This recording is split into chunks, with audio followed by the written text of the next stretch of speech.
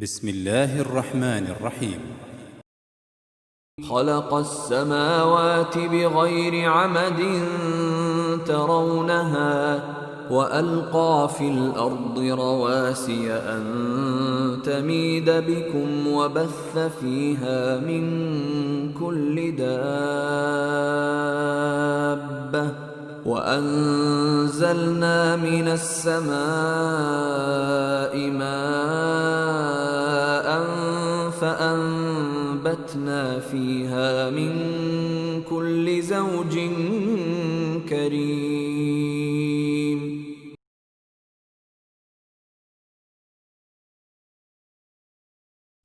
Ladies and gentlemen, a very good afternoon to everyone. Welcome to FANSA Maldives virtual chapter launch event. Now I would like to go through the agenda for this afternoon.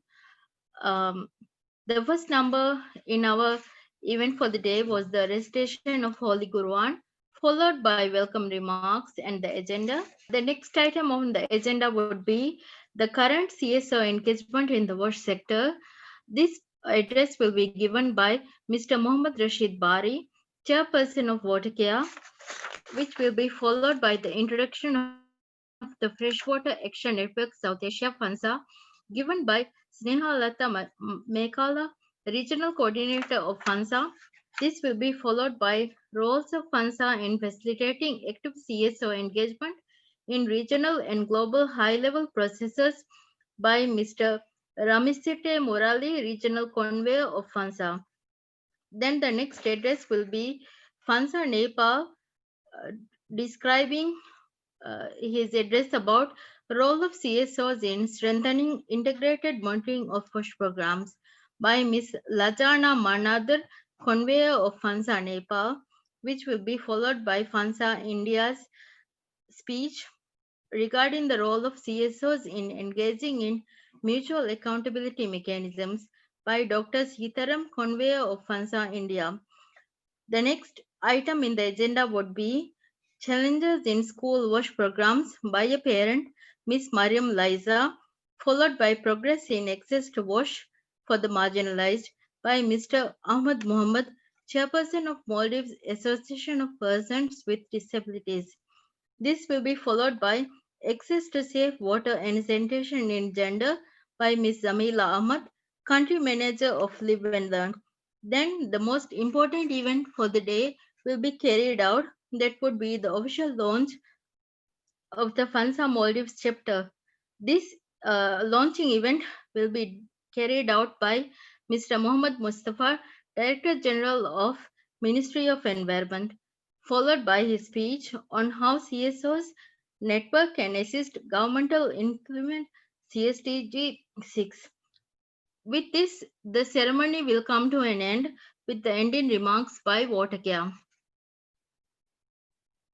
The first item in the agenda would be the current CSO engagement in the wash sector by Mr. Mohammad Rashid Bari.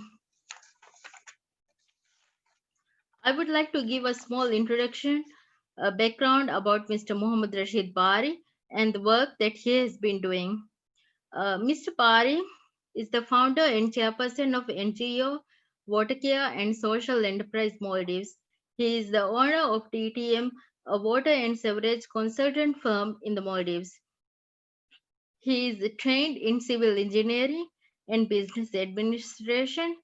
In the water sector, Bari and his experience over a wide range of activities in the private, public, community, and academia covering project design, program development, project management, and implementation at level of operation and management and policy and planning. Currently, Bari is the national contractor of FANSA, a national CSO focal point for sanitation. Now I would like to hand over to Mr. Bari to be the moderator for this event.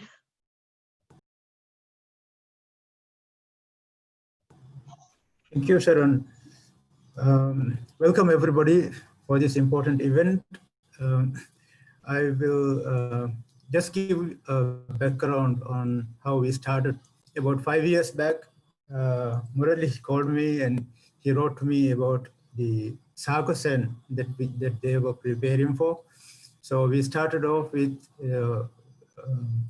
organizing surveys and finding various information about the marginalized populations and their voices. So I will just share my presentation so that you will have a good understanding. The core areas that we are addressing is CSO accountability and leave no one behind concerns related to SDG 6. And here, the important issues center around holding the government accountable, supporting the government's efforts for SDG 6, multi-stakeholder engagement, reviewing progress of national commitments to SDG 6, multi-stakeholder, also development and implementation strategies for progress in inclusive sanitation. It is important to build and strengthen an enabling condition for promoting multi-stakeholder collaboration and holding government accountable through the previous mechanisms and approaches. So all our efforts center around these concepts. In the last 5 years, we started our journey with FANSA, with the traffic lights paper that was progress on Sargassum 5 commitments that was made in 2016. And we have produced a report. And then the important area that came burning out was that the lack of data and also the weakness in governance. Maldives having, brought the fecal or open defecation to zero and that kind of structural requirements, and also laying water and sewerage systems in the islands, we needed to do a lot of work on governance. And as we go on, we will see how this has progressed over the years. And then we have participated in the Sargassum 6 in Dhaka. Yeah, that is 6. It has to be 6 in Dhaka, Bangladesh, 2016. We helped bring the grassroots level voices to Dhaka, and there was very efficient ceremony and very good activity that was organized with the assistance of international donor agencies with FANSA. So we participated in that. Later, during these engagements, we also produced a CSO SDG 6 strategic action plan, which also highlighted the requirement for building networks and strengthening engagement, which I will show later on. And then we also participated in activities like marginalized group sanitation workers. Finding out their various issues, and we brought these issues to Lahore in Sargassum 7 in 2018, which was also followed by the country level mapping of accountability mechanisms. Just we completed this year. And overall, I can say participation and contribution to regional seminars, workshops, and conferences. We were active with those, and through that we have learned a lot, and we have been able to actually bring the learnings down the line to the stakeholders on the ground. So here we are showing some of the activities of the first engagement in Sargassum 6 in Bangladesh. Here we have the preparatory activities and consultancies with grassroots level various interests groups, and then Nazhat came and represented the voices of the grassroots level from MAPD, our Association for People with Disabilities. And then later on we have produced the report, Maldives report in Leave No One Behind, Voices of Women, Adults and Girls and Elderly Persons with Disabilities. Then The previous study I mentioned about the traffic lights papers, progress on Sarkasan 5. We assisted with the study as well. And here we have preparations for 2018 Sarkasan, and here we also would like to highlight our local translation of the mutual accountability mechanism of SWA. I won't go into the detail, but then these are the activities we have carried out.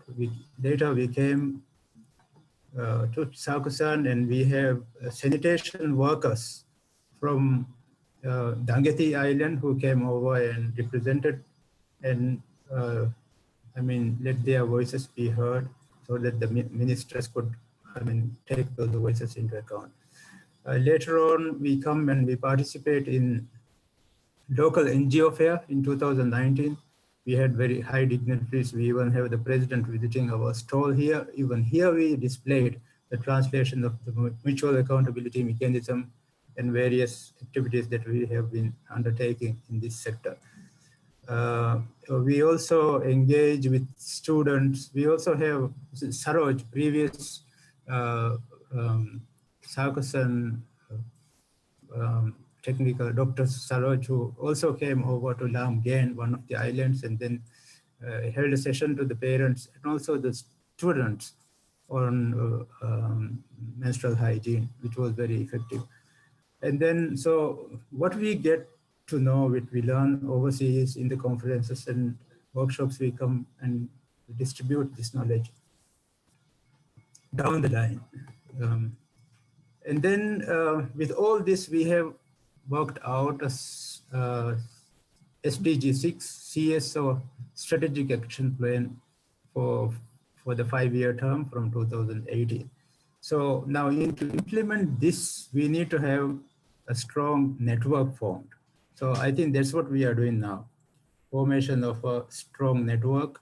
So once we build a network, then we will have to strengthen the network so that they can undertake those, accountability and those roles that we are supposed to take.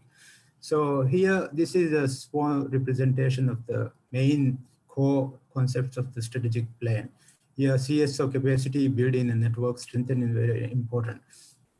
So we are very glad and we appreciate FANSA and SWA here helping us to take us to the next level. So with this, I think I have kind of briefed, given a brief kind of representation of our activities in the works of FANSA and SWA as well as Sarkasan. Thank you very much.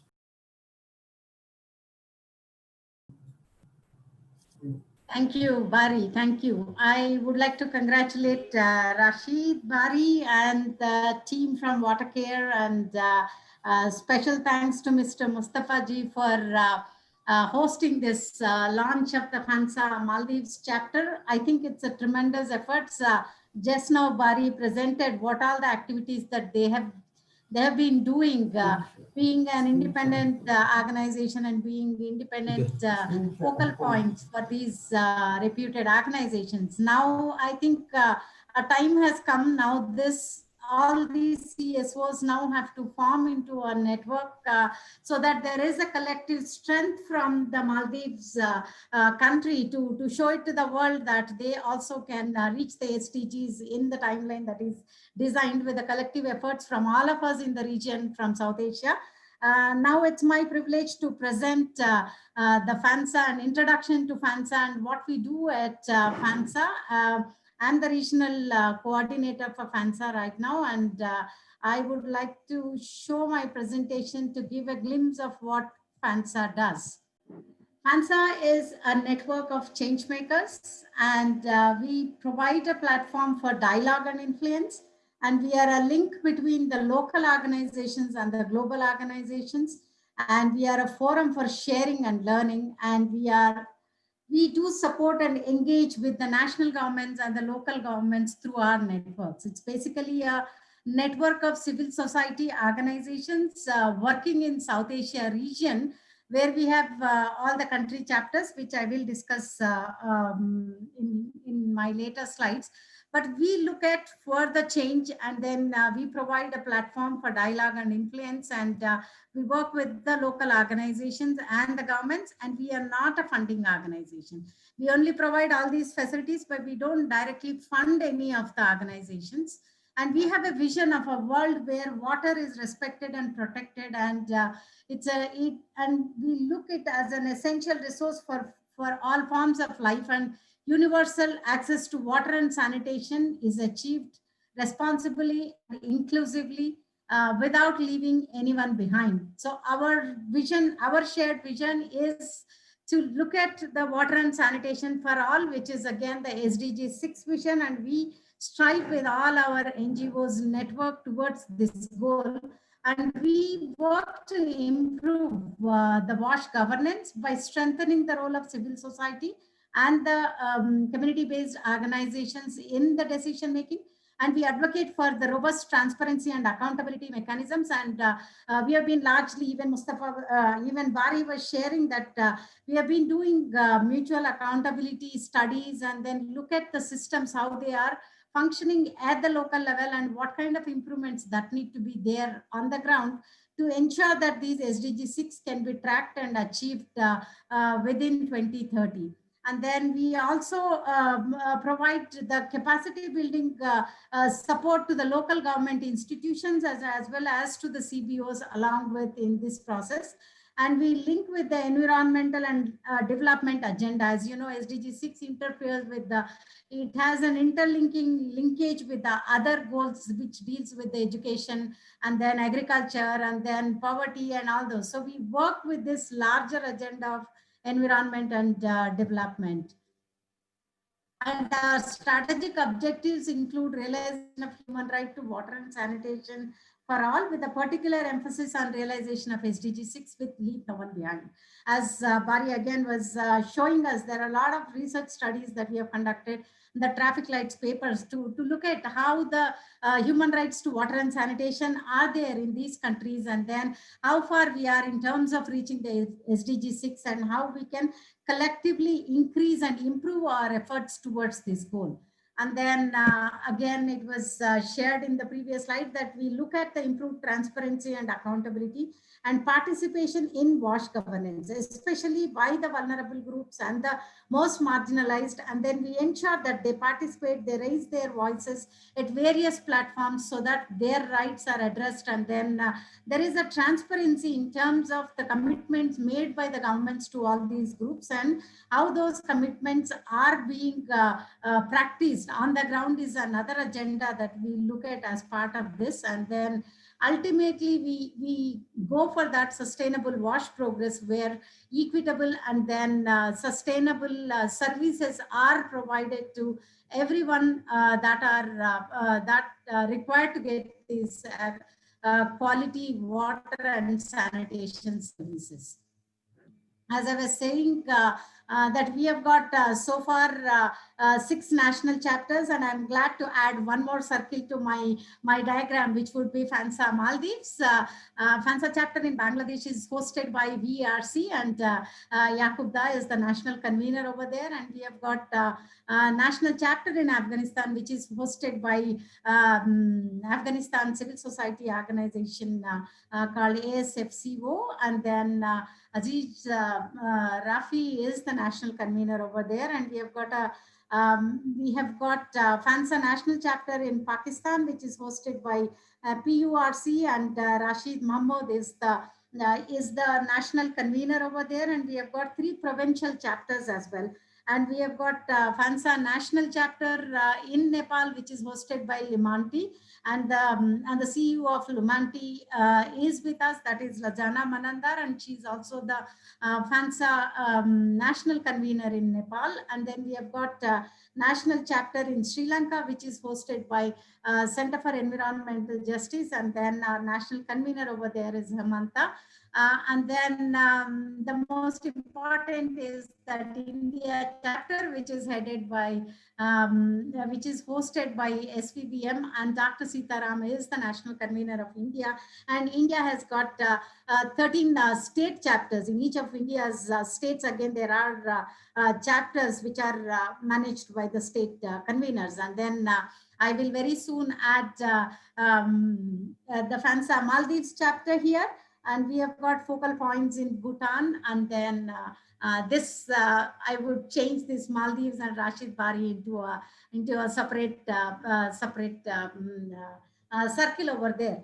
So basically, we work through these national chapters, and these national chapters in turn have all the CSOs of their country as a network, and then whatever the messages that come from the regional secretariat, they will be taking that and then disseminate, and then we will have a collective experience from all these grassroots level CSOs, which are facilitated by the national conveners and fed into the regional secretariat. And then we'll have opportunities for these community organizations to represent in various platforms, be it is national and global, and then the issues of the marginalized are given by these national chapters. So what is the benefit of being a FANSA member?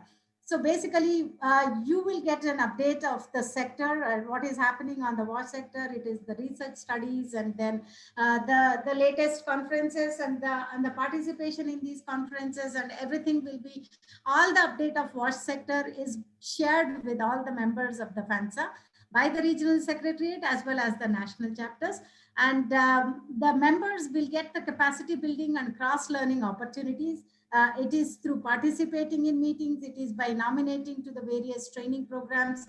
Again, those are organized at the national level, at the global level, and then also at various regional platforms that are organized by various funders and sector organizations. And then we also have an advantage of members being part of this network is that we can go for a collaborative advocacy action. All the members are part of this advocacy action, and then on behalf of FANSA chapters, the representations are given to the governments, and then governments are also held accountable at times for their commitments, and then the members can join this advocacy action. And then members can also represent, and then the feeding grassroots voices at global and regional platforms. Again, we'll have opportunities for the CPOs to represent their voices at various platforms, and then it goes in turns so that every member gets an organization to represent in these events. And then the visibility and recognition to the local issues and solutions, whatever the practices, the wash practices which are successful, and the local CBOs that are the local CEOs that are popularizing, these can get recognized and documented into the global platforms and the global newsletters and the global news, and then there will be a visibility created to the practices that are popularized by these local CEOs. And then ultimately you get an advantage of fostering with people and to people solidarity, and we all can work as a network, and we all strive and then provide our collective strength to address these issues. And then the key interventions of FANSA would include at the subnational level and national level, the networking of CBOs, and support the governments in planning and implementation of the strategies. And then we do conduct a lot of research studies and information dissemination, which again, Bari already has shared, being the focal point, he has done all these things. And then we also do a lot of policy advocacy for the governments. And then we also produce a lot of research that is evidence-based on what kind of interventions that can work on the ground. And then we do undertake social audits and then demand for accountability and transparency. And then we also do promote a lot of people's participatory monitoring mechanisms for regulating and monitoring the wash services. And then we do organize a lot of campaigns to generate the greater political will towards the right to water and sanitation. And then we ultimately look at the citizens' voice on the sector performance, and then try to inform to the governments and other sector stakeholders on what is the ground situation and where are we in terms of bringing the SDG 6 realization, bringing the SDG 6 goal into the reality, and ensure that no one is left behind in this process. And then we also provide a lot of experience sharing opportunities, and then mutual support and solidarity on the national issues. And we do target regional actors and platforms for regional progress and WASH. And then we facilitate citizens' voice and views at regional and international level. More on this will be shared by my colleague Murli in his presentation. But we have been, as a collective strength, you can see all of our national conveners disseminating the messages at these platforms. We are also very actively involved in the regional networks, and then we are part of the regional network SACOSAN, and all these things will be explained in detail by my colleague Murli Ramsetti. If you have any questions, you can ask me. Otherwise, once again, I would like to wish all the very best to the FANSA Maldives chapter. I'm sure you will, in the years to come, you will really shine and then show all of us a roadmap towards achieving SDG 6. Thank you, everyone. Back to you, Barry. Thank you, Sneha, for your insightful presentation. Now we'll start with Mr. Murali. I can give a small background on Murali. He's from member of MARI NGO in designing and implementation of projects for improving quality of life, protection of basic rights, enhancing livelihood opportunities, and sustainable natural resource management, addressing wash needs of rural tribal communities. Leads the formation of FANSA in 2008 and has been the regional convener since inception, and leads several advocacy actions at regional level, focusing on effective engagement of CSOs in SACOSAN and other important global WASH platforms. He has contributed to the production of learning document, research development in participative approach to WASH sector. So with that introduction, I invite Murali to take the floor. Thank you, Murali. Okay, good afternoon, everyone. Thank you very much, Bari, for that introduction. I would like to start with a word of hearty congratulations to Bari and colleagues for having taken this initiative to launch FANSA Maldives National Chapter. We have been thinking of this initiative for long, and finally it is happening today. As Sneha has already mentioned, FANSA has 6 national chapters out of the 8 countries in the South Asia region. That is, except Bhutan and Maldives, we have been having very active, vibrant national chapters in the remaining 6 countries. And we had planned in this year that we should be able to launch the national chapters in Bhutan and Maldives as well, because there has been a lot of response and requests from these civil society organizations from both the countries to form the national chapters. They have been informally associated with FANSA Regional for some years, but now they wanted to have a formal national chapter. I'm glad that is happening now.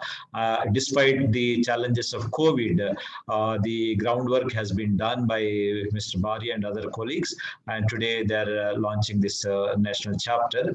I'm also very grateful to Muhammad Mustafa and Mr. Hussein Rashid of WHO representative for being present in this launch event. I'm sure that this is a very small beginning, but eventually FANSA Maldives National Chapter should be able to get connected well with all the civil society organizations working in the WASH sector in Maldives, as well as other organizations. Like I see one organization already on the list, which is focusing on the issues of the persons with disabilities. I think it's not only important to get connected with the civil society organizations and other sector players in the wash sector, but also the other sectors where there is a kind of close relationship between the different sectors in terms of addressing the wash issues. So I do hope that this small beginning would grow and get strengthened to get connected with a lot many other actors within the civil society organizations and outside to be able to address the wash issues in the context of Maldives. So I would like to once again congratulate Bari and everyone. My colleague Snehalata has already given a very comprehensive kind of presentation of what is FANSA all about. This is the context in which many new organizations seem to be interested in joining FANSA Maldives. At this context, I think it is important to inform people what is FANSA all about. From that point of view, I think Snehalata's presentation has covered a lot. So I think I am particularly asked to speak about what FANSA is doing or what FANSA can offer to the civil society organizations and other actors in Maldives in terms of engagement with the regional and global processes.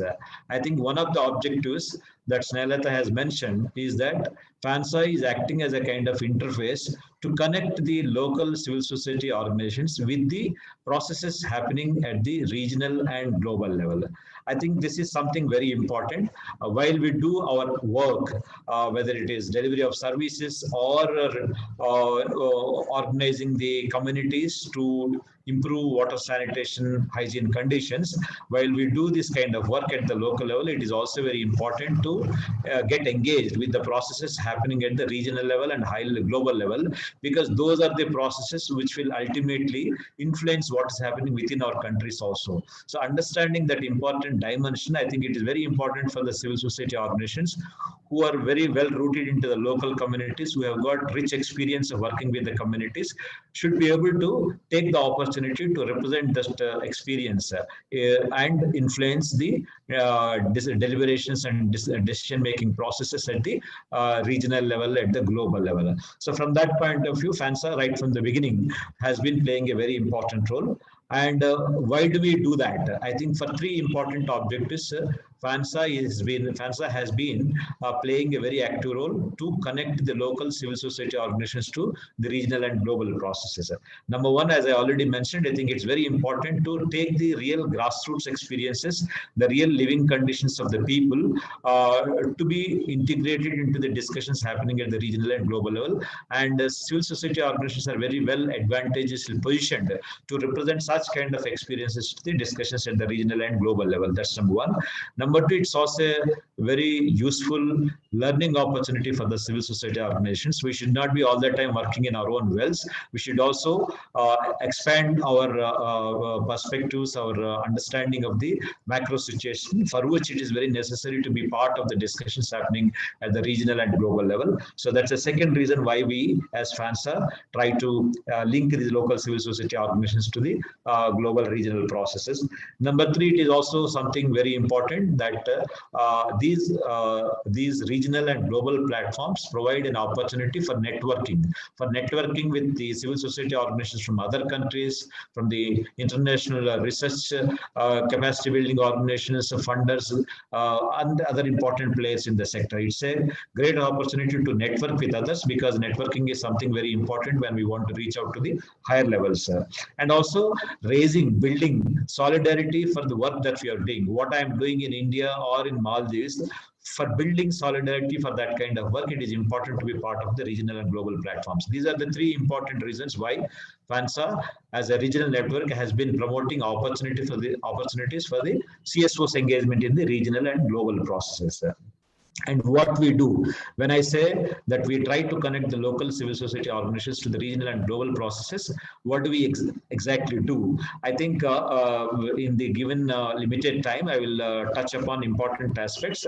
Number one, what we do is in advance, if SACOSAN is happening or the World Water Forum is happening, at least about 6 to 12 months in advance, we start communicating to our members. The next SACOSAN or the next World Water Forum is happening at such and such place. And these are the opportunities for our participation. If you want to organize a thematic session, or if you want to do this, that, these are the opportunities available. And what kind of agenda should be taken up for discussion in these important regional global platforms, this is the opportunity for us to inform and influence the agenda making itself. So that's the kind of information we keep sharing well in advance with all the civil society constituency connected to the FANSA. And we also try to initiate a process through which we develop key advocacy messages from the civil society side to be advocated in those important regional global platforms. Like recently, the finance ministers meeting has happened from the SW platform. So what are the messages that we as civil society organizations want to advocate? That process started well in advance, and we have finally come out with CSO advocacy messages. So that is one important thing that we do. Number two, gathering the evidence. Knowing that these are the kind of issues going to be discussed in the regional and global platforms, we try to gather the related evidence using the network of civil society organizations and present that evidence for influencing the thinking and the decision-making processes at these global regional platforms. And then number three, also, I think very important, as I said earlier, we facilitate participation, representation of the civil society voices, including fundraising to support some of the civil society organizations, be it SACOSAN or the World Water Forum or Stockholm Water Week. In all these kind of important platforms, we try to raise resources and guide, support civil society organizations to represent and participate their voices at these platforms.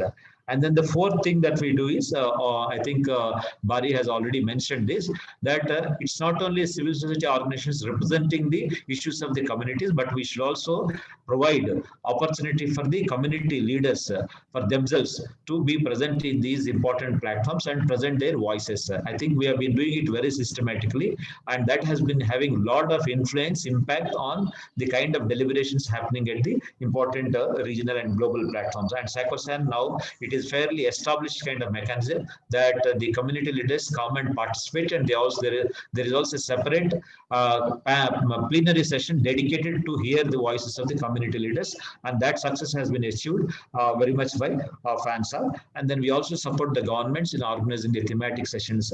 And then finally, once these regional or global event is over, whatever high-level commitments are made by our bureaucrats or our political elite, so we try to disseminate that to all the civil society organizations so that they can follow up and make sure that those commitments are actually translated into action at the country level and at the subnational level. So those are the kind of key processes we engage with as FANSA to make sure that the civil societies have effective participation at the regional and global processes.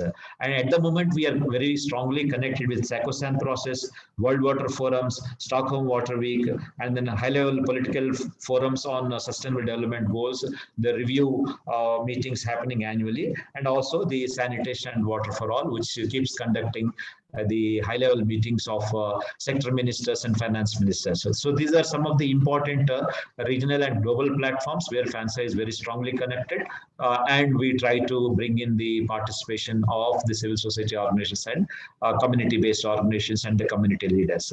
So that is the kind of one opportunity that FANSA can certainly bring in to the civil society friends in Maldives. Not only, I think, in the context of Maldives, there are very few civil society organizations, but there are other kinds of organizations who may be interested in wash and environmental issues. I think I'm very much hoping that the small beginning that we are making today would eventually get connected with as many people as possible and then make a unique added value in improving the wash conditions in the context of Maldives. Thank you very much, Bari.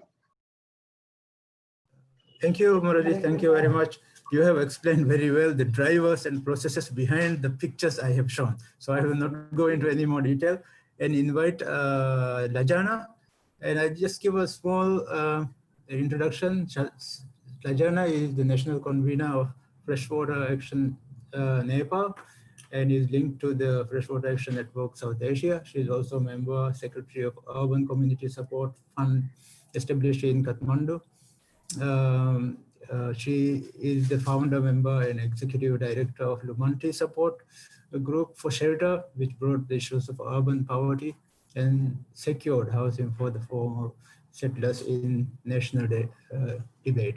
She holds an MPhil degree in agricultural economics. She has a working experience for over 25 years, and in the area of community development, housing, organization, the women, empowerment of women, water and sanitation, community resilience against disaster. She stands against forced eviction, advocates for decent and secured housing of the poor, and believe that by involving people in the process, an effective solution could be found to house the poor. She also heads NGO Forum of Urban Water and Sanitation as president. She is one of the founder members of this forum in coalition of the organizations working on water and sanitation sector in Nepal. Namaste and good afternoon. I'm very, very pleased here to be with all of you today, to be a part of this celebration. I'm very happy to share your joy and success of this launching of FANSA Maldives today.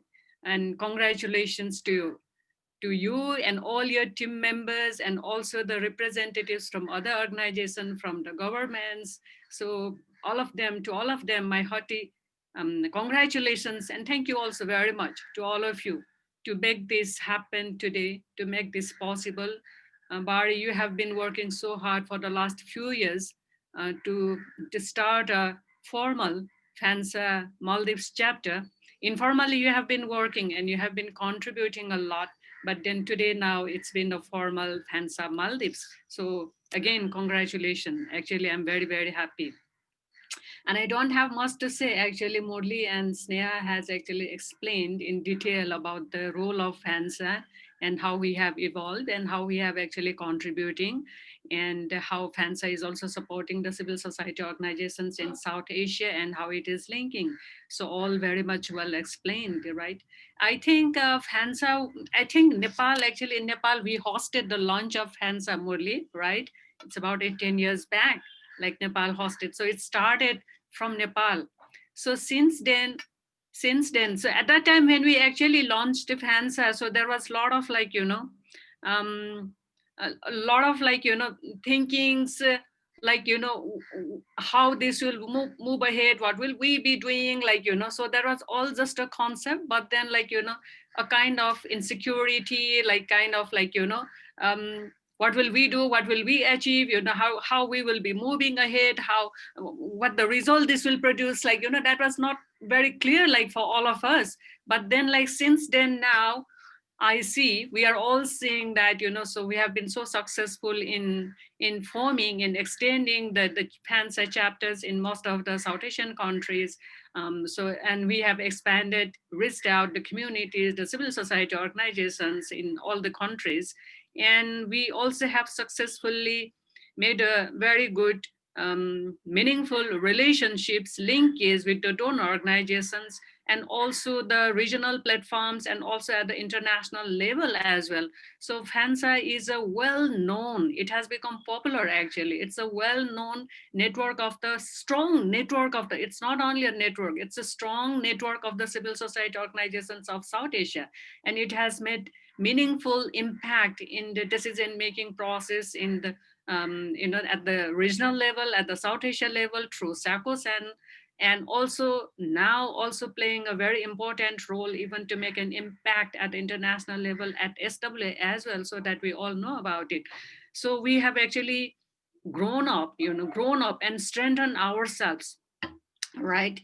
I always believe that, one organization, a single organization cannot do much. We can only deliver the projects, we can only implement the projects, one project, two projects, few projects in one place, another place, like, or few areas in the country. But then a single organization is incapable of doing much in the country. reaching out all the poor people, reaching out all the beneficiaries, doing most of the things that we needed to do it. So there is a we are not capable of doing all these things as a single organizations. But when we actually gather together, when we all the CSOs working in all these areas, or especially say, okay, water, sanitation and health, when we all come together, we actually form a strength. Collectively, we actually form a very strong strength, and we then are able to make an impact at the community level, at the city level, or at the national level, at the international level as well. So it is very, very important that we actually work, collectively to make an impact for a policy change, or even the implementation of the policies, and also to provide a feedback to the national governments and also to the donors at the international level as well. So if we actually don't work on ground, if we don't have experience bringing from the ground, we will not be able to make an impact at the national, international level as well.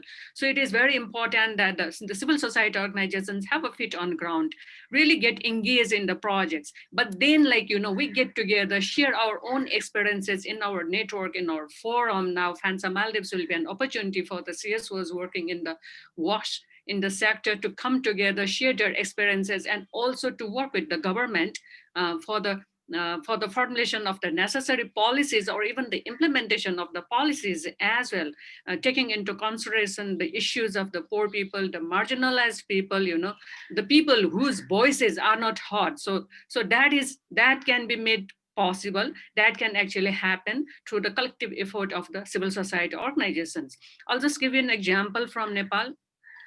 So I think it's about 13, 14 years back, when there was a discussion going on in Kathmandu, that in Kathmandu, the urban water supply sector reform will happen, is going to take place, right? There are the NGOs working in the sector, but then we are all doing our own independent small projects. We were not even aware that what was going to happen in the city, right? But then we came to know about this, and we really got conscious, so this sector reform will not actually make a negative impact on the poor communities. So we got very concerned, and we didn't know what to do, how to talk and how to actually take our voice, take our concerns to the government, we needed to do advocacy. So then as a result, we actually formed a forum. So the NGO forum was actually a result of that process, right? So the civil society organizations working in the WAS sector, working in the urban WAS sector, we all came together. Then we actually decided we will actually form a forum, then we will have a dialogue with the government. So the process of the reform process actually becomes proper.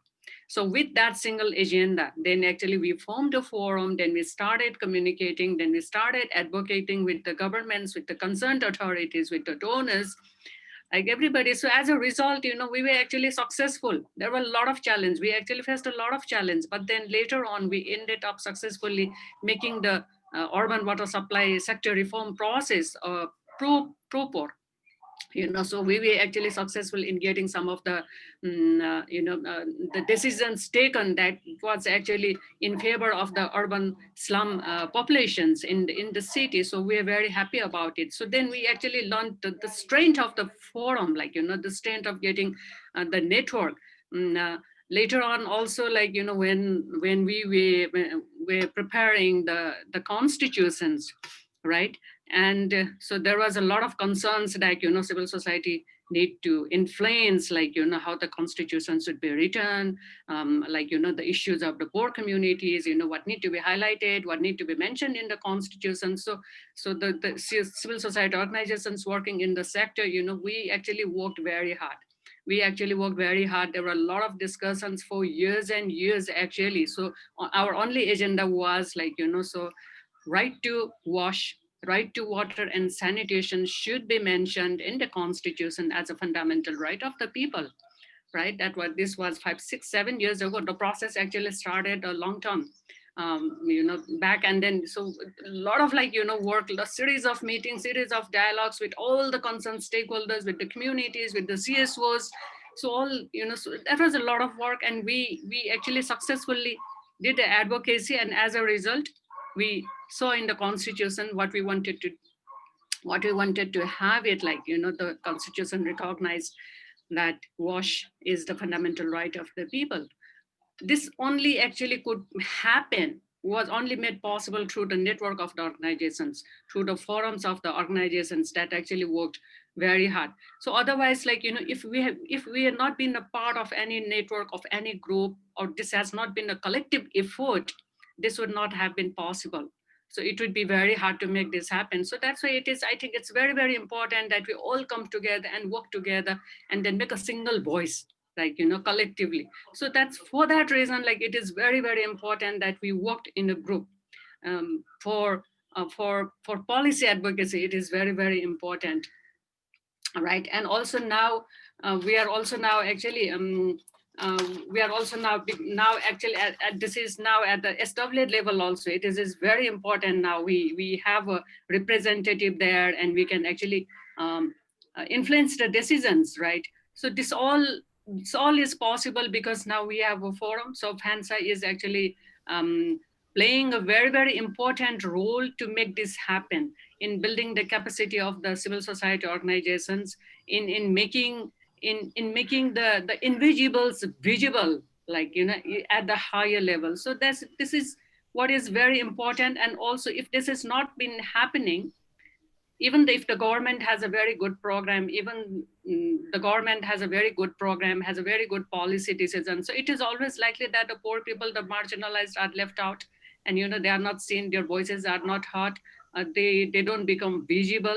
So our job is to make them visible, and then the policy is taken to cover their needs and demands, and to address their needs and demands, to cater them very well. So this is what we would like to see, and that can be made happen actually through the policy decisions. So it's only a collective effort can make that change actually happen. Otherwise, this is not going to be possible. So it is. It's never too late. Like, FANSA Maldives has now come into the scene formally. So there's a lot for you to do it. And also, like, you may also find many challenges, because working in the network, making the network survive is not also easy, because there can be always a conflict of interest. Many organizations are a part of that, so there can always be a conflict of interest, and there are many organizations coming. And when we actually work together, we also have to see the differences, our differences among ourselves, and also the strengths and commonalities among ourselves. So I would also like to see that FANSA Maldives, you all will overcome all the challenges. If you are going to face any challenges, I'm sure there will be challenges, but then you will successfully overcome the challenges, and then you will actually move ahead with success. So with this note, I'm very, very happy to be a part of this celebration program, and I would like to thank you again for inviting me to share a few of my words, as well for giving me this opportunity to speak. So I wish you all the best and good luck. Thank you. Thank you very much, Rajana. That was a very, very clear account, so I will not go into any summary. And just quickly, I'll move ahead and introduce Dr. Sitaram, who is a medical doctor, an orthopedic surgeon in a multi-specialty rural hospital near Mysore, president of SVY movement and NGO working in sectors of health education, social economic empowerment, training, research, associated with FANSA since the early days, and is the national convener of FANSA India. We congratulate Dr. Sitaram for being elected SWS CSO representative South Asia very recently. Thank you. Please go ahead.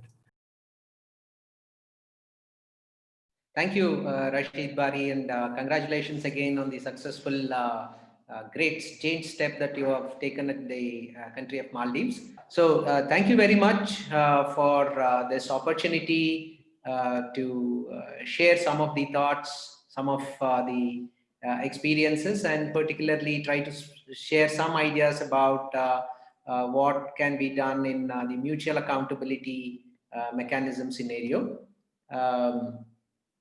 So I bring greetings from India, the entire country, and FANSA India in particular. I think it's a very deep-rooted connection between Maldives and India that goes beyond just a few years. So it's been generational, and it's a lovely feeling to stay connected again. A few words about FANSA India and India as such. We all know India is a country of huge proportions, be it geographic spread, population, socio-economic diversity, etc. And by corollary, any problem that comes to India is also going to be huge. Be it corona, which was huge a few weeks ago, or water and sanitation, which has been a huge challenge all along. So WASH, as we know, is similarly very complex, needed by everybody, influenced by everybody, but governed by many. And so it's important that we bring about a mechanism of mutuality and sharing. So this we have been trying to do in India for the past nearly 12 years since the inception of FANSA. FANSA India is a network of over 350 CSOs drawn from different states, and it represents the diversity that truly is India, the urban-rural divide, the expertise, the experience, the size. So it's been that way, really picture that presents the diversity of India as such. And the great strength is that we have been in continuous connect with the communities, and so we have been able to highlight the challenges that people face. Having said that, we also work in close collaboration with multiple stakeholders, the government as well, and that gives us great experience in actually, stitching together a combined front forward. And in India, as well as in the region, as was shared, FANSA has been working through multiple platforms like SACOSAN or the ICWG. In fact, I have fond memories of my visit to Maldives for the ICWG meeting. But bring the focus back to the marginalized groups, the focus on the SDG 6 progress, and bring the regional as well as national processes together. So the whole idea is to forge a joint front, and that sort of brings us to the key sharing that I was sort of suggested that I do, and that is about mutual accountability mechanisms. Now, two key words there: mutual and accountability.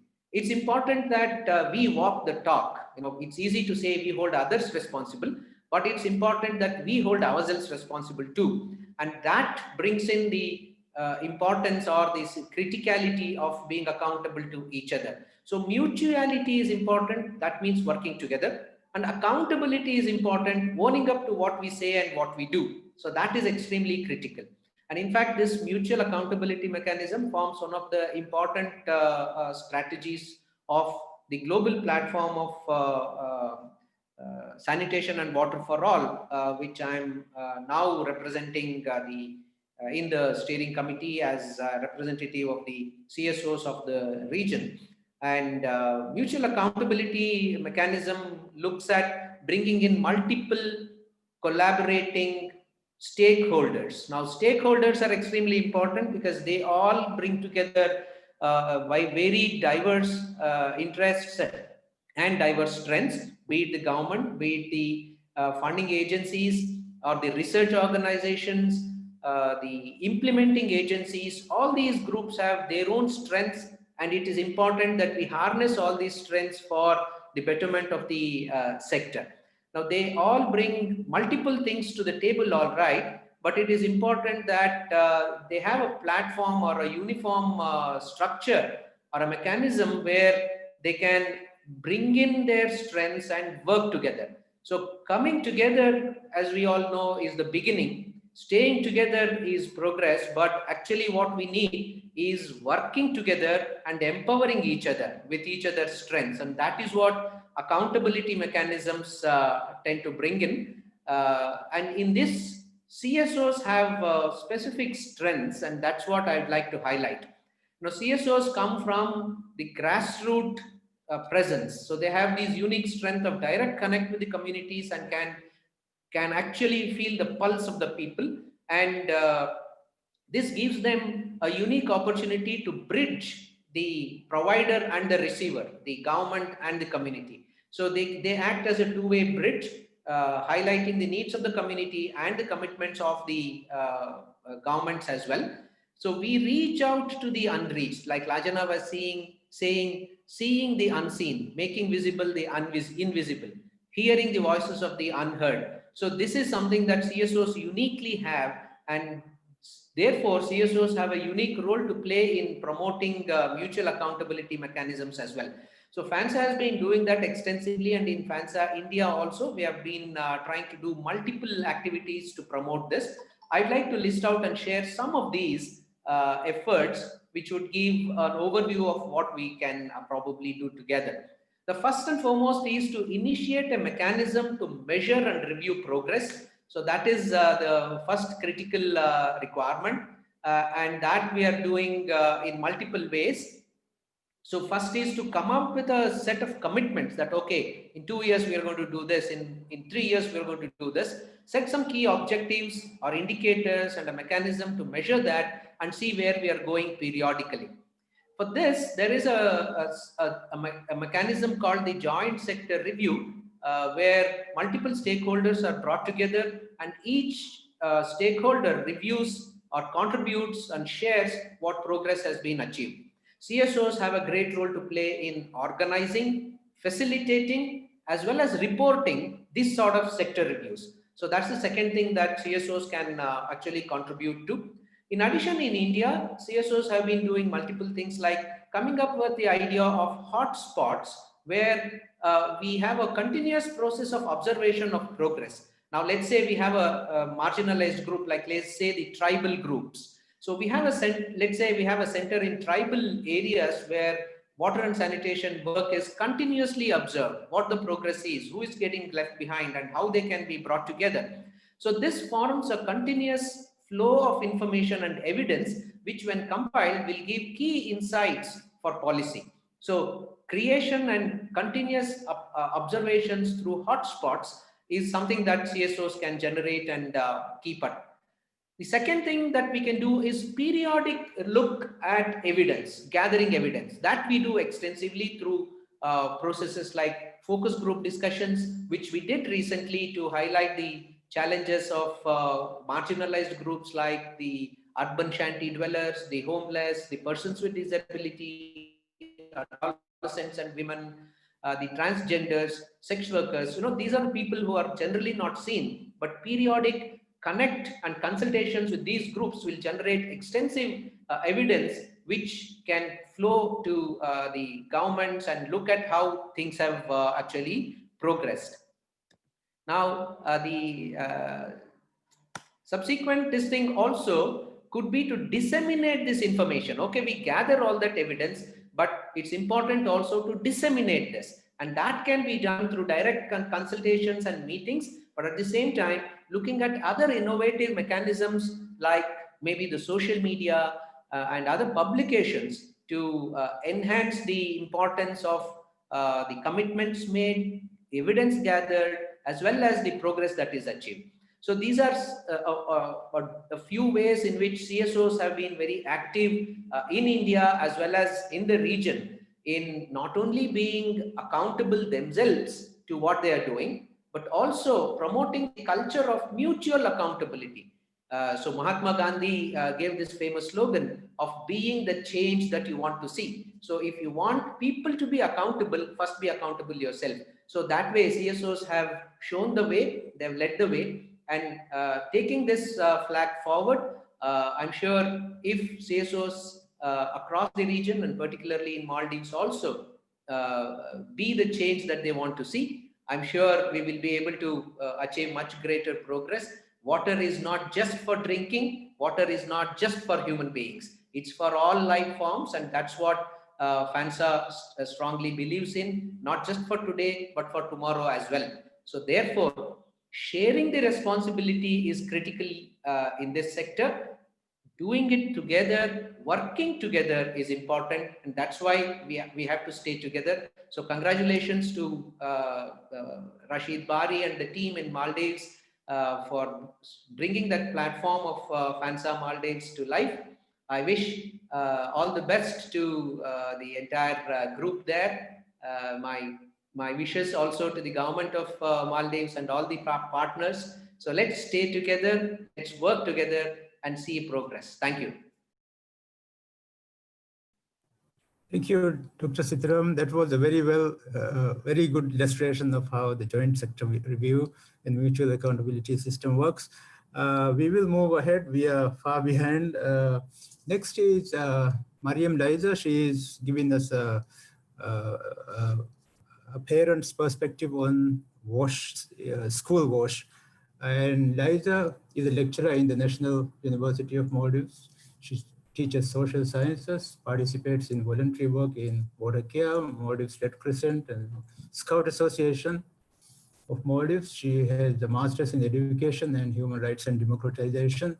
She also is passionate in empowering women, protect the rights of the vulnerable groups, especially children, adolescents, and persons with disability. She has carried out community awareness sessions on reproductive health education and youth development programs. She has conducted several studies on Watson to water care. Please go ahead, Liza. Thank you, Mr. Bari. As mentioned by the chairperson of Watercare, Mr. Rashid, I've been working with Watercare Maldives at different levels since 2018, 2012. And I've also got opportunity to take part in FANSA's regional meeting in 2018. And today I'm really glad that we are becoming a part of FANSA officially. So congratulations, FANSA, Mr. Bari and Watercare team. Recently, I have worked with Watercare on projects like freshwater harvest projects in 45 islands in 2018, carried various evidence-based researches, and also has been involved in the development of a module for the National University on integrated water resource management. So at the moment, I'm working on the compilation of the Sarkosan commitment report from the Maldives. So as Bari said, today I'm not as a lecturer or whatever volunteer. I'm just wearing the hat of a parent, and I'll be speaking based on my child's experience in school, water and sanitation. Okay, so as you all might have heard from various reports, we have achieved a lot in the area of Watson in terms of service policies and facilities. So, however, there are small loose and gaps in the area as well. So I'll be talking about few that I have experienced. So first, let me talk about my kid's first experience in 2017. So on the very first week, he came with a lot of injuries in his body, and when I asked, he said he fell into the toilet. I said, why did you fell? And he said it was full of water puddle, and then so it was the very first experience when he went to use toilet. So it is found that even though there are enough toilets established in almost all the schools, it is poorly maintained. So a lot of time the flush tanks will not work, and kids have to fill water buckets and then use those buckets to flush water, which they are not able to and they are not used to as well. So a lot of time they avoid going toilet. So what has been happening was, like, my kid used to take his water bottle, and then when he comes home also there's no water used. I mean, he don't drink water, and when I asked, he said if he drinks water he has to go to toilet, and he doesn't want to go to toilet. So if we look into the long-term impact on students' health, it's really concerning as a parent for me. Okay, so, and also I found that even though the toilet and wash basins are there, no soaps are available in most of the schools, so children don't properly clean themselves after using toilet. So now we again now we are talking about how important hand washing is, especially after toilet and even when not using toilet, right? So I think this is one area the schools have to be a bit concerned and work on. Um, and in schools, the school usually harvests their own drinking water from the roofs. They collect water. However, most of the schools, they are not very sure about the safety and cleanliness of water. So they recommend the students to bring water from their home, which is fine. But in case if they have to use schools drinking water, it has to be something safe for the students. So regular examination, regular testing of water has to be done in almost all the schools.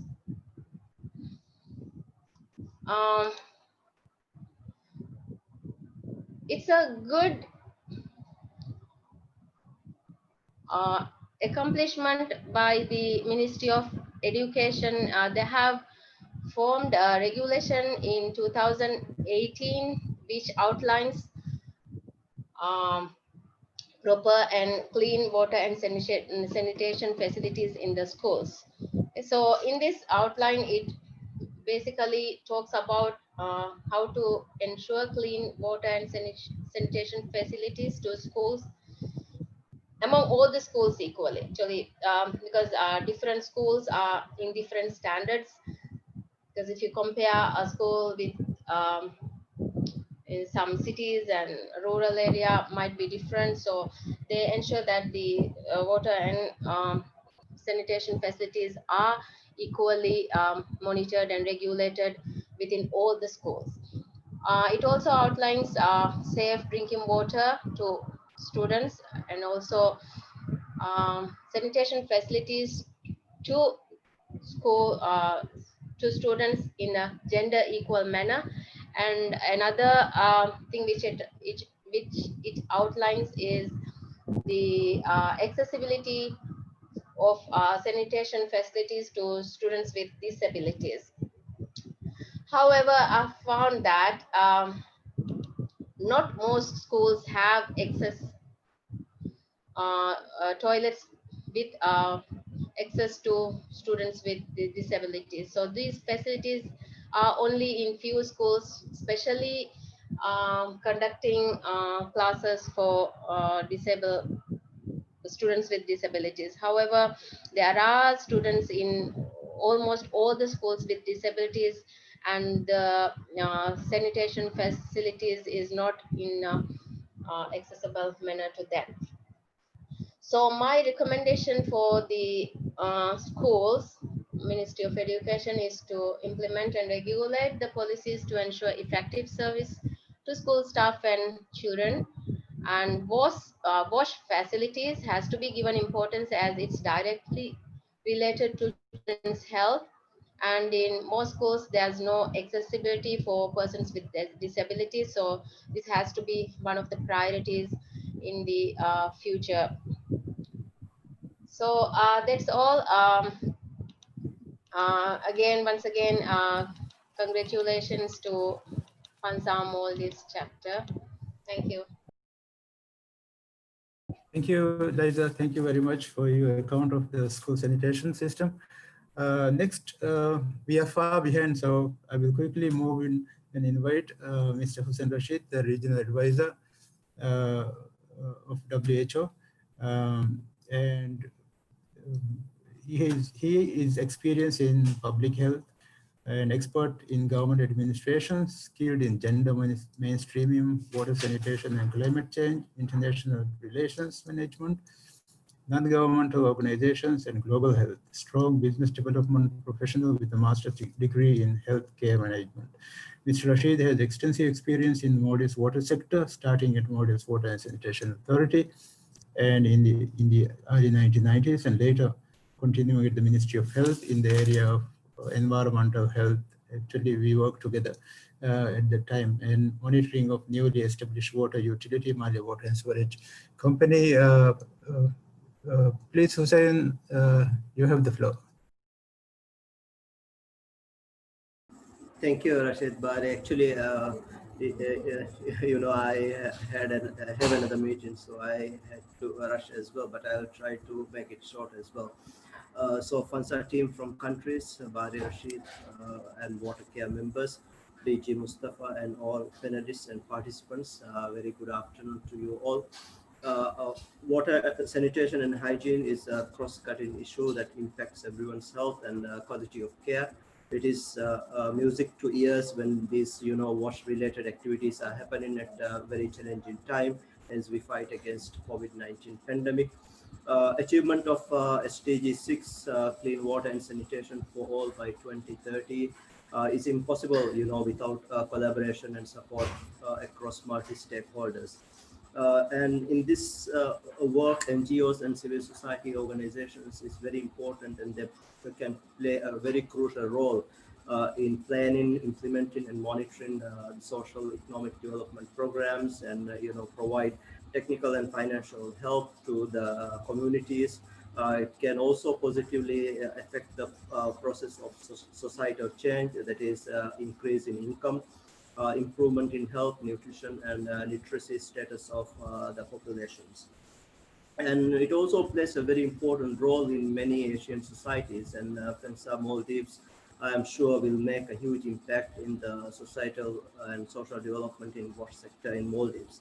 I'm really confident with Rashid Bari and team, as he mentioned that we had a privilege of working together for some time, and I really have faith in his team. I'm sure that they will make a big difference in this sector. Strengthening and enabling environment is essential, and I think this is a really good initiative which will help us achieve that target. It is also very important and timely that WASH National Master Plan of Maldives is currently under development with WHO support as well.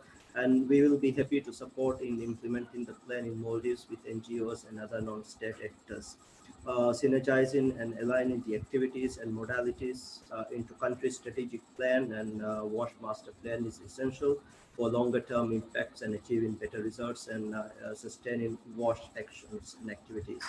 I'm really happy that MAPD and many stakeholders are actively engaged even from today, and it is a good sign that this will yield good outcomes, as it will, you know, help to address the issue of leaving no one behind. We have heard what FANSA is doing in other countries of the region, and I'm sure that this will benefit Maldives too.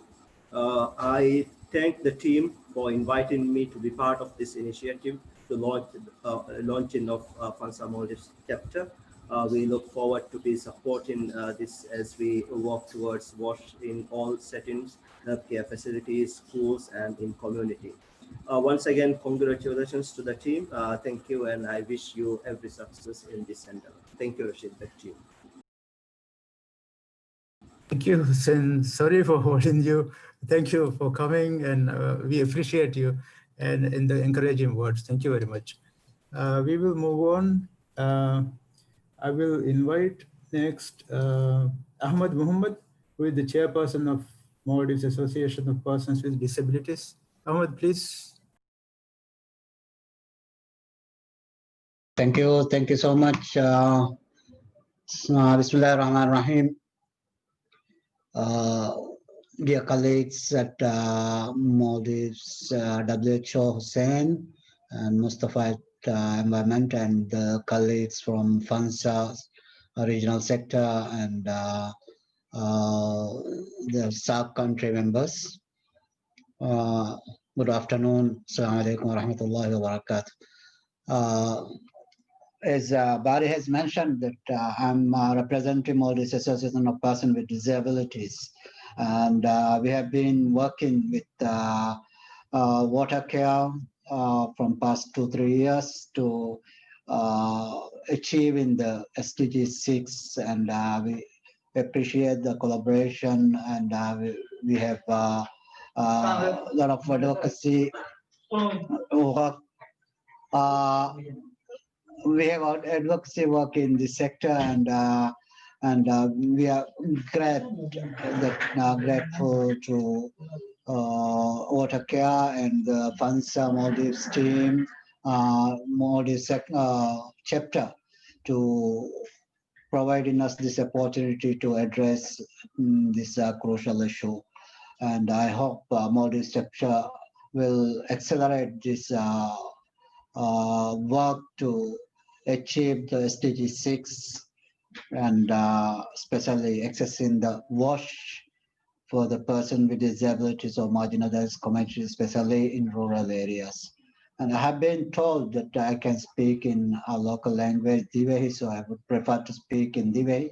And I hope there would be some arrangement made to translate to our colleagues abroad.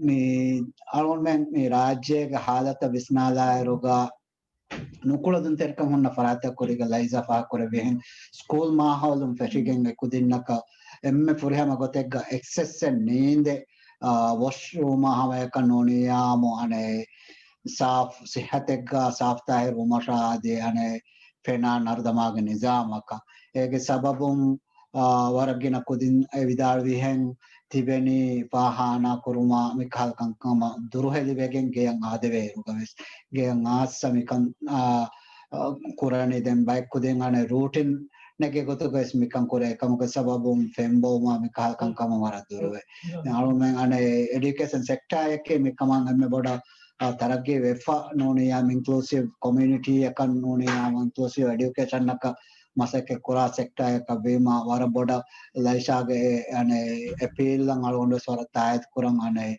me come school ek at least come floor ek minimum universal toilet hetiken diumakki school ma hawlung mikudenna divigen dane wara boda lui fase ek veken dane me fena adi ane saaf tayar uma me benum korave nizama me geturun alon men ane me sector noniya mo ane me khidmata me right hai me fenang anna right ane me hagga ka balala roga alon men adikiriya me haggege gotuga dekigen policy level ga me kamang amali maseketta ke me fatone egotan alon paha kollanang me miharu madum male city ga buying hisab takuga iba gaim kurave public places takuga noniyamo ane me benu kura sarahad takuga universal toilet noniyam nukulan terikang onna parataka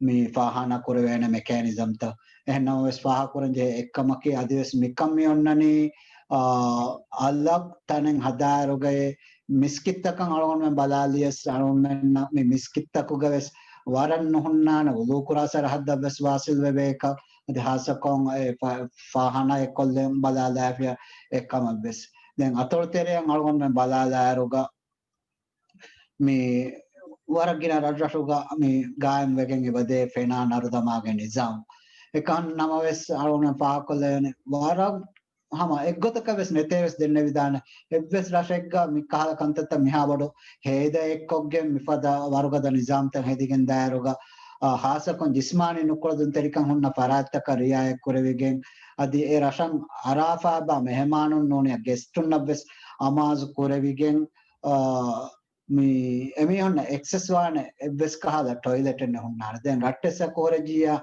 ena paharegga geya hamayaka gossa egega komismi ege hiteri kama kon fullalagen pahana tere weddidan me ekahala gotaka miharu me system me binai fonnani almenga umedaki almenge me feshono a chapter ge teren me advocacy noniyam mikankama wakalat koravegen dar hasa complaint ministry noniyam alam me hede radrashoga fenanal dama gayam koravegen dar at least me ge tereya levigen dion arafa ba sarahadduga me mihonna access wane kahala universal toilet ek gaim wegen dion de kama alon me nge jamiya faratum beswara maseketta ke korevo umidan inshallah alon me annahar ke terega කොම්මස් එන් අතොලේ හාසකොම් බලන්නම් කාර්ය අතොල කොන් අලොන් මේ පරාගන්නානම් ඒ ගොත්තම් අනේ එබස් වේ මින්ගනග්ගේ තෙරෙන් මිකහලා mechanism එක ගාම් කරයතද ඒ වේගෙන් දාන කන්නගෙන නමෝනාගත ඒකත අලොන් පහ කොල්ලාන resort guest හෝටා තම විහාර කාර්ය රසුක හෙදෙනි එතන්තාගව සලොන් මේ वारम मर्दो रिजॉर्ट एक गए में हम ना 5 स्टार जी हम दे मजबूर वान करनेंगे कॉमर्स में बारका accessible rooms गाय में वेगन दियों एंड हम वैसे पाहा कोलंजे ने के मिसाल का हम कार्य रटरु गए में वर्गों को महंगा गेस्ट हाउस ता महंगा रटरु गए मिक्काहाला मैकेनिज्म में नींदे ए फहारेगा हम आलोन में भरोसा वेगन नोआन हम एक ने दिवे हिन्ने मिकमुगा आने खिदमत होदाने की अतुदान हम गेस्टों वैसे में एक्सेस होतीयाम राज्य के टूरिज्म में गेस्टों आऊंगे फुर्सत वैसे वाला बोर्डो आने हम भी अलग मैकेनिज्म में है कि दार वालों में उम्मीद की मी के तेरेंग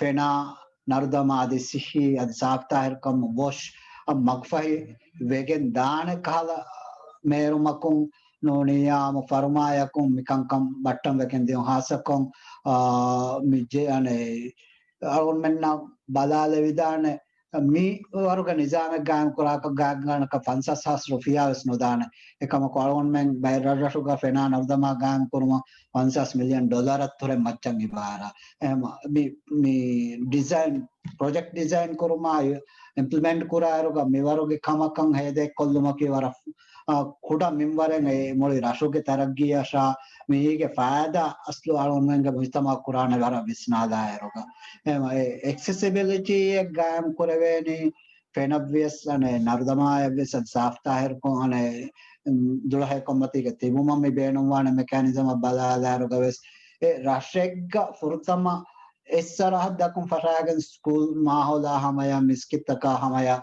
davene alon men mige kuriga sagafatege gotuga hama beenu kurawuna ekkame me miskittaku gaves arafaba me mehmanun amehon safta herwedu manuna fembaraluma ane school ane mothers me miskittaku ge ane femwarta beenu kurawuna henna meharu ane bulu kurmattaka school bariya etantaga fahana hedegen daruga me wasilettakum ves me wane nokuladun terikam hun hasakon jismani nokuladun terikam hun parata marum fema alonge ummida ki ala fergen mida ane FANSA Maldives Chapter के तेरें alone में कुरेवे मसेक्कतों इराद कुरे या मिकाह कंकमा वकालत कुरे इराद कुरे MAPD woven Huriya इब्बार दो में मी chapter कामयाब कुरुमुगा alone में देने वाह कदरना आलोन वाह कुरकोलाना अस्सलाम वालेकुम रहमतुल्लाहि व बरकातहू शुक्रिया भाई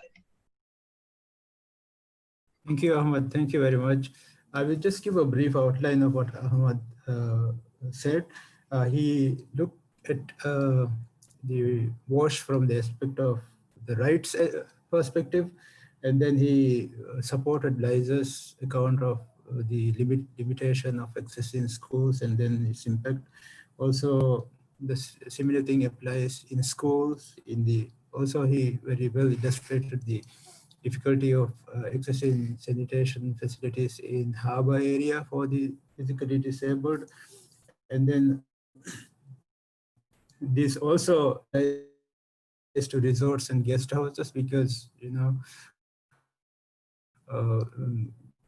there are some guests in such accommodation, and he also compared the cost of water and storage project for an island, and then he said just to add this facility will be minute or a fraction of the cost of a project, so why not do it? So I mean, we will all work together in advocacy, and then hopefully it will be accomplished pretty easily.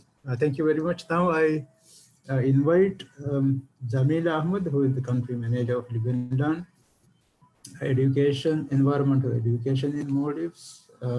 She's experienced project manager in the history of working in education and development sectors, skilled in sustainable development, strategic planning, community and social services with a master's degree in education, project and consultancy experience related to water management, serving as deputy manager in Maldives climate change project funded by USAID development and implementation of environmental education, materials for schools, communities, presentation of water and sewerage policy and plans, and development of capacity building plan for the water sector. Zam, please go ahead. Thank you, Bari. Thank you for the introduction. I would like to start by echoing the voices of the members in today's forum by congratulating Watercare for this initiative in formalizing a place in FANSA network for the Maldives. Congratulations, Bari and team. We look forward to working with you. We would like to formalize our partnership in the FANSA Maldives forum and work with Bari alongside Bari in advocating for water and sanitation for all and engage in the communities in achieving the goals that the ministry and the government has set, as well as to make water and sanitation accessible for all effectively. I have a presentation to share. I would like to see whether I could share it. All right, I would like to start by introducing my organization. We are called Live and Learn Environmental Education, and we are a non-profit education-based organization. The aim is to promote sustainable development through education and learning and community engagement. Live and Learn works in 9 different countries, and most of them are small island states, and we are the only organization in South Asia in the Live and Learn network.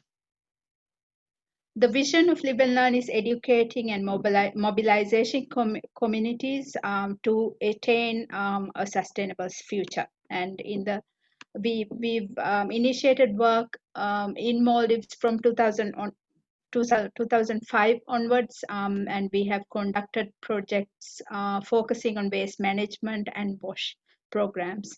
As you can see, we have 6 thematic areas of focus in Live and Learn environmental education, and WASH is one of our main focus areas.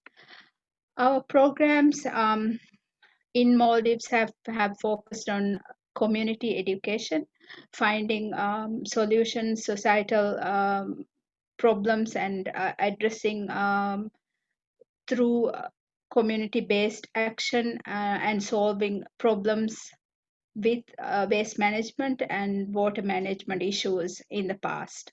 And we've also focused on formal education programs, focusing on schools, trying to strengthen environmental education resources and activities in schools.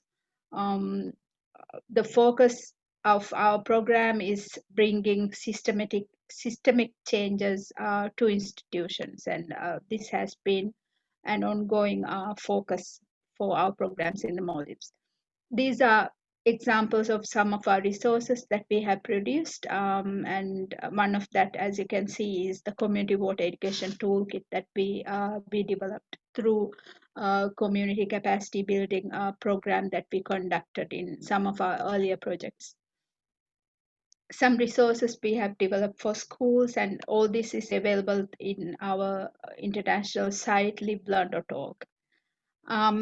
Focusing on the topic that I have today, I would like to start by commending the great work Environment Ministry is doing. At present, they have extensive programs, infrastructure projects focusing on providing access to safe water and sanitation for the different communities of Maldives. As you may know, that Maldives is based on small islands, inhabited islands, about 186, spread over a large area of the sea, and it's a really daunting task, and Environment Ministry has been doing great work. But as CSOs and NGO engagement, I believe that we have a great scope that we could work together and achieve in terms of engaging the communities in decision making. Specifically, women are not represented in the Island Council, which are the decision-making body in island communities at present. So that is an area we need to focus in working together, trying to engage or increase women's voices in decision making in relation to water and sanitation activities and infrastructure. The other area of focus we have to work together to achieve is educating and engaging communities, because at present the education system we have, if we look at it really carefully, we can see a major gap in education provision, because from grade 9 onwards, the children in schools will be studying for London IGCSE O-level exam. So local environmental concepts are only integrated into lower levels of schooling at present. So the result is that people who graduate from schools or finish school, they don't really have an in-depth background knowledge in environmental issues and environmental problem-solving skills. So we have to join forces together in educating the communities and making informed decisions with regard to community engagement in relation to achieving sustainable development goals and WASH-related goals in Maldives. So there is a real urgency to train people at regional and island levels and capacity building skills. And Live and Learn could contribute really well to this work, because that is the focus of our programs in Maldives as well as in other countries. All right, since we are tight for time, I will conclude my presentation and conclude my input for this forum. Thank you so much. Once again, I would like to congratulate Watercare for this achievement. Thank you. Thank you, Adam. Thank you very much. And next is the most important item of today's agenda, and that is the official launching of the FANSA Maldives chapter. And I invite Mustafa, who is the Director General of the Ministry of Environment, Head of the Water Department, has a lot of experience from Maldives Water and Sanitation Authority, all the way since it became and work in the EPA and now in the Ministry of Environment. He has participated in almost all the Sarkozy conferences and presented country papers. Mustafa has a master's in environmental technology and led the work of the National Water and Sewerage Act, as well as the National Water and Sewerage Strategic Plan, launched very recently. Hey, Mustafa, you have the floor. Thanks for coming. Assalamu alaikum. Thank you, Barry, for giving me that, giving an introduction on me. Once again, thank you, having seen the FANSA team, especially Murali and the regional FANSA family here. Thank you for inviting me and giving me this opportunity to say a few words in launching the FANSA Maldives chapter. First time when I heard about FANSA Maldives chapter, it came to my mind that Murali is writing a report on Maldives chapter. And in fact, I discussed with Barry also what mean by a chapter, opening a chapter in Maldives, and Barry explained me actually. Anyway, thank you once again for opening this for Maldives, having FANSA representation. Let me get on the process actually, how it began. Actually, the process of bringing FANSA to Maldives happened through a side discussion we had with Murali at an ICWG meeting held, I remember it was in Bhutan in 2015, where we were preparing for the 2016 conference, sanitation conference. And the same year, together with Mr. Bari and from Watercare and Mr. Murali, we started FANSA's work in the Maldives for the first time with the preparation of a small paper called traffic light paper. Again, this traffic light, when it comes traffic light, we didn't know what meant by traffic light, whether it was to Ministry of Transport or so. Anyway, when we went through this, we came to know actually it was like an important document. Actually, it highlights the progress which we are making in terms of coverage of water and sanitation, what achievements are making in regional countries. And then since then, FANSA, together with Watercare Maldives, has been very, very active and very instrumental to us, particularly for the water sector in the Maldives.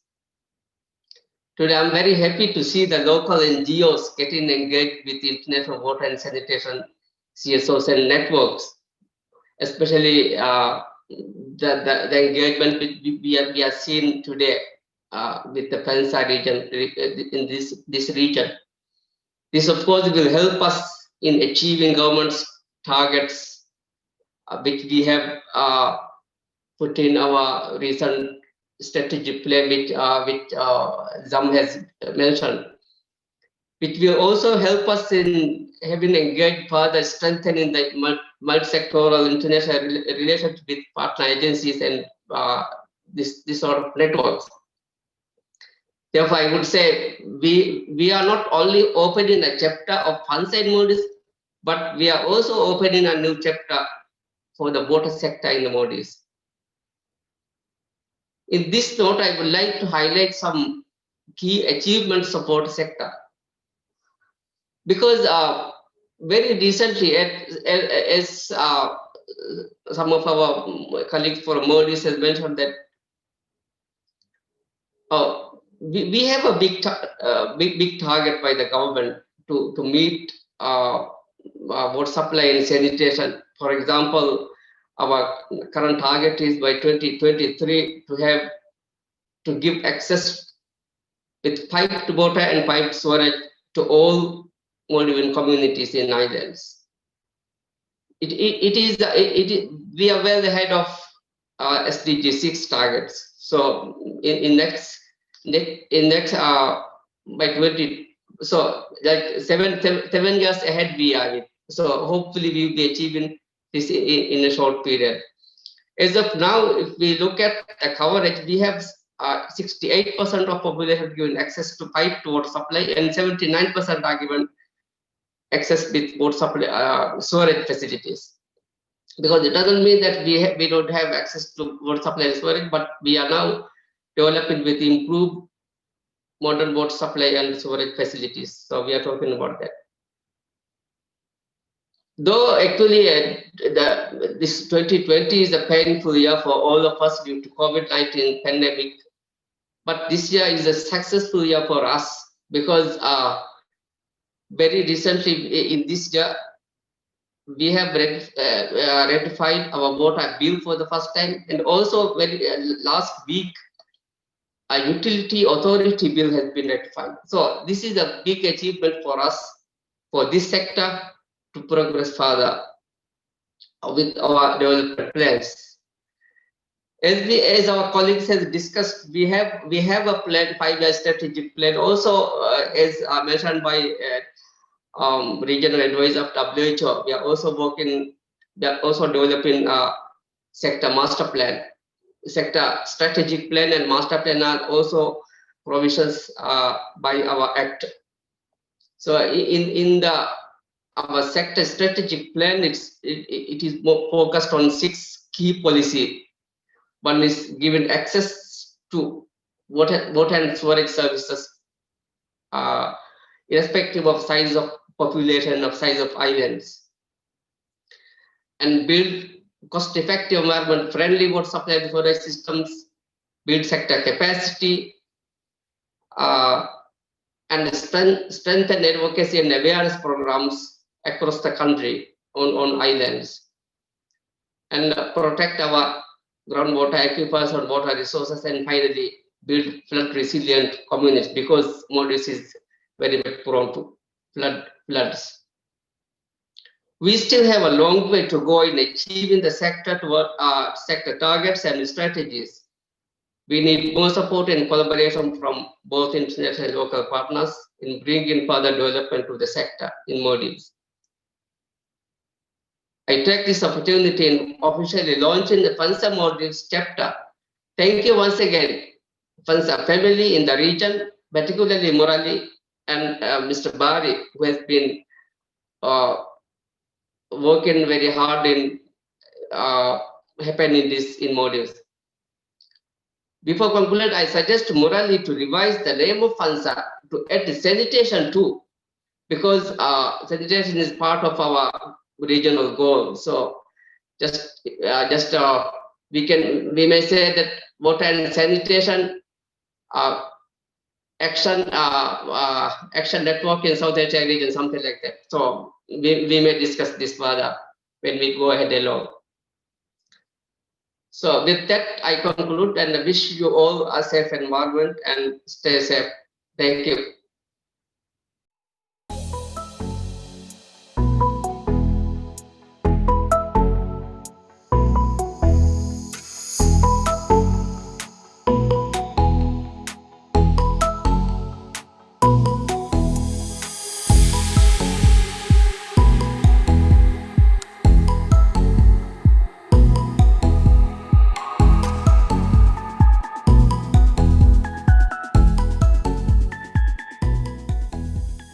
Thank you, Mustafa, for your support and encouragement and formally launching the local chapter of FANSA. I'm sure this discussion can go on with the name of FANSA. Anyway, this is a huge accomplishment. Without the FANSA chapter, we have been working, we have made a lot of progress, but as Lajana and Murali and everybody Sitaram said, once we work together as a group, locally as well as regionally, then we can achieve in leaps and bounds. And there's no question about it. And in conclusion, I'd like to thank all the panel members, starting from Mustafa, Hussein Rashid, Zami, Zam, Ahmad Muhammad, Liza, Dr. Sitaram, Lajana, Murali, and Sneha, and our consultant Sharon, as well as the people who did a phenomenal job in the background behind the curtain. That is Shadin, Jinan, Suda, Inya, and for all the kind of logistical work they have done so that we could achieve this milestone. Thank you, everybody. Thank you very much.